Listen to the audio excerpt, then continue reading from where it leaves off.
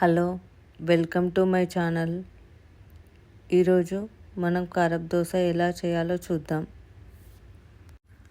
ముందుగా 3 గ్లాసుల రేషన్ బియ్యం వాష్ చేసుకొని 4 గంటల పాటు నానబెట్టుకోవాలి. 4 గంటల తర్వాత వాటర్ తీసివేసి అందులో ఒక పండు మిర్చి పేస్టు, అల్లం వెల్లుల్లి పేస్టు, జీలకర్ర, తగినంత సాల్ట్ వేసుకోవాలి. పండుమిర్చి పేస్ట్ బదులుగా మనం ఎండుమిరపకాయలను వేసుకోవచ్చు. ఇప్పుడు దీన్ని మిక్సీలో వేసుకోవాలి.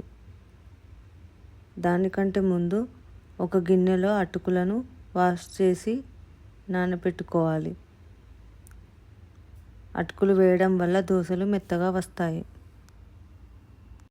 ఈ బియ్యంను మిక్సీలో వేసుకొని కొంచెం వాటర్ వేసుకుంటూ మెత్తటి పేస్టులా చేసుకోవాలి.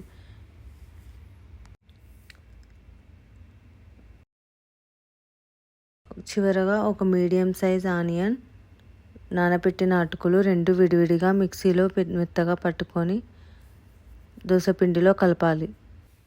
ఇందులో కొంచెం శనగపప్పు కడిగి వేసుకోవాలి.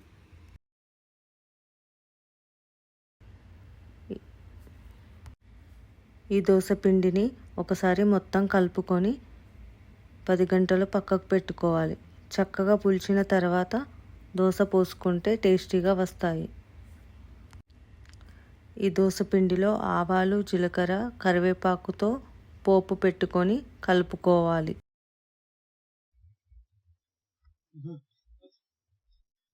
దోసపిండి మీకు చిక్కగా అనిపిస్తే కొంచెం వాటర్ యాడ్ చేసుకోవాలి. ఇప్పుడు స్టవ్ పైన పేనం పెట్టుకొని ఆయిల్ అప్లై చేయాలి. దోశ పోసుకొని మూత పెట్టుకోవాలి.